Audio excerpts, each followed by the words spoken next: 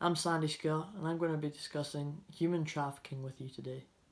Human trafficking is a global issue that has been affecting millions of lives for decades.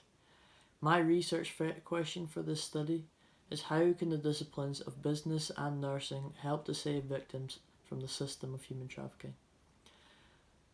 My scope is by understanding the leadership and management styles of human traffickers, law enforcement can plan ahead and best take action to save as many lives as possible. Also, having the ability to successfully identify victims coming through hospitals and getting them into safety will save many lives. So what? Millions of people are enslaved in this system, and something needs to be done to save these innocent people. Human trafficking is an extremely complex problem. No one discipline can address this problem fully by itself. Human trafficking has been around for years and is still ongoing. All of these reasons justify using an interdisciplinary approach. I chose to use the disciplines of business and nursing to address the issue, but there are many others. Some other disciplines include psychology, sociology, and health. Psychology can be important to understand how the human trafficker thinks and how being trafficked can damage a victim's way of thinking. Health can be important for understanding the characteristics a trafficker is looking for when recruiting. Sociology can be important for understanding the relationships between the trafficker, victim, and consumer to better address the issue. However, I feel like the disciplines of business and nursing are the most important for addressing this issue.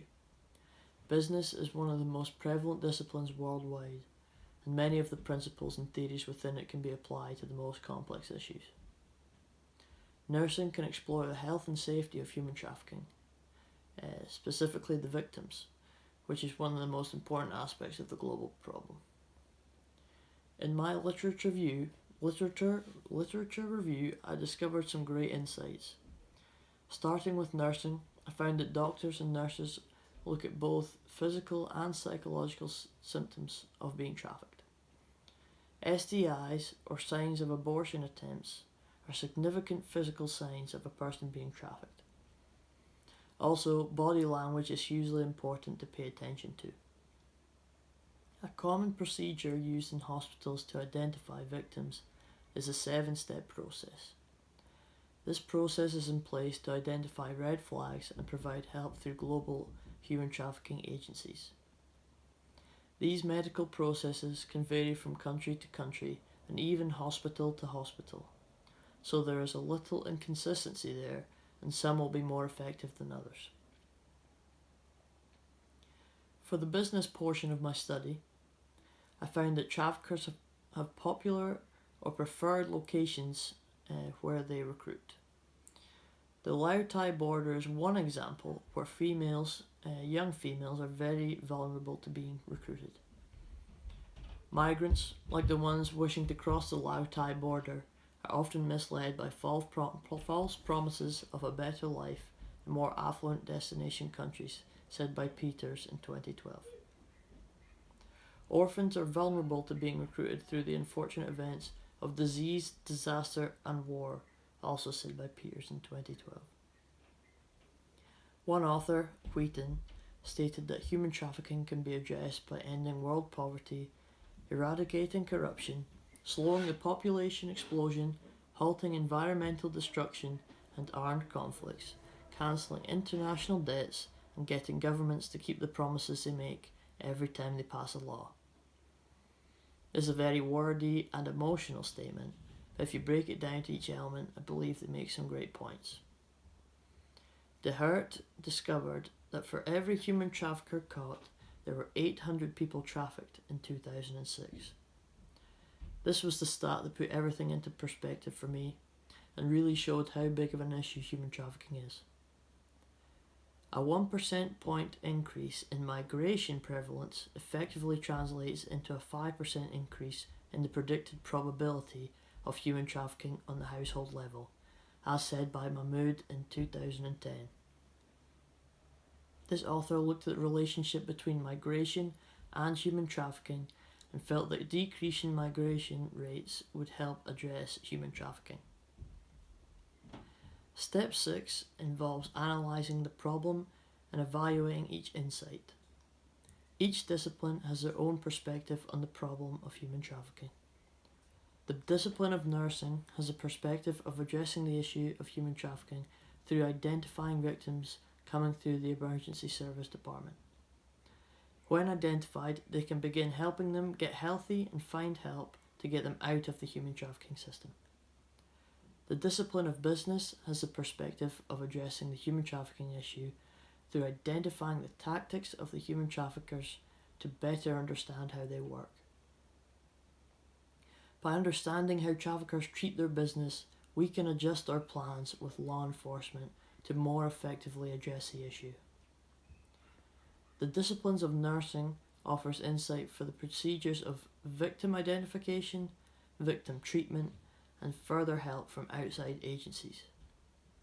These insights are important to help us understand how to know who is involved in human trafficking and what to do when you successfully identify these individuals.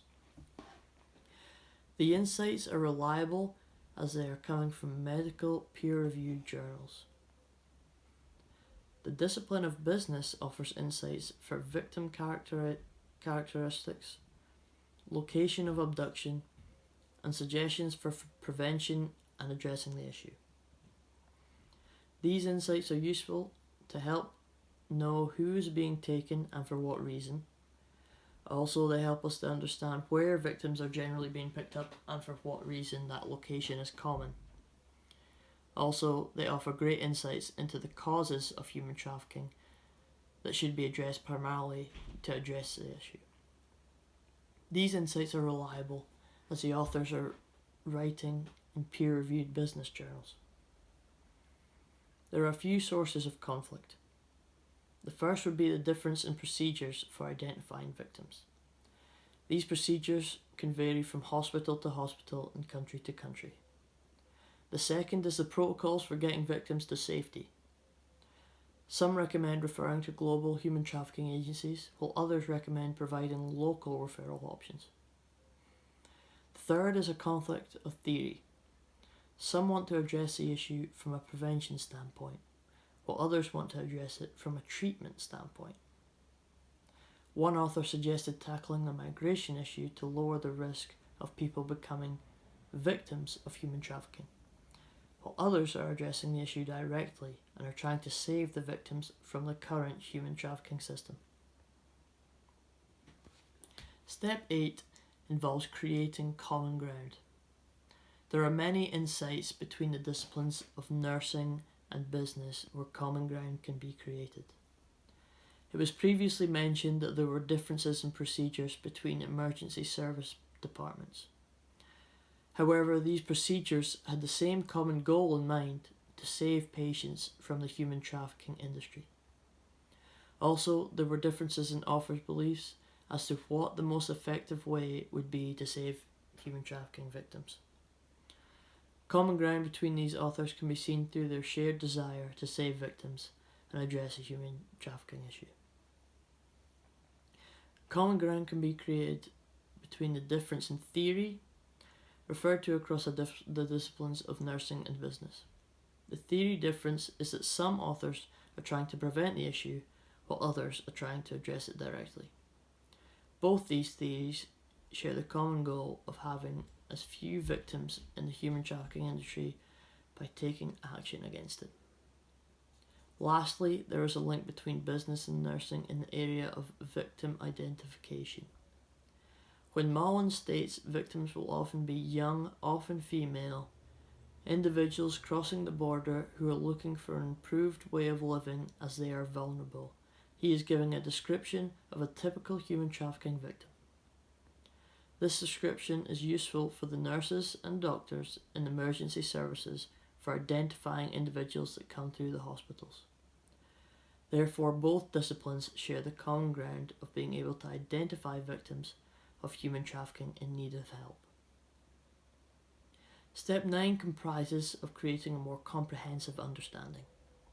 In order to address the issue of human trafficking with the help of business and nursing more effectively, we should have a constant dialogue between emergency services, law enforcement, and businesses to communicate the characteristics of victims. Also, there should be more of a cooperation between business analysts of human traffickers and law enforcement. Lastly, there should not be a primary focus on preventing or a primary focus on addressing the issue. We should incorporate both aspects. Step 10 requires you to reflect on, test, and communicate the understanding. There should be an improved communication so that victims can be identified more easily and saved from the system more often. There should be greater cooperation so that disciplines can communicate how they work inside their industry and law enforcement can plan to better address the issue. Also, incorporating a more holistic approach to addressing the issue will put pressure on the suspects from more angles than one.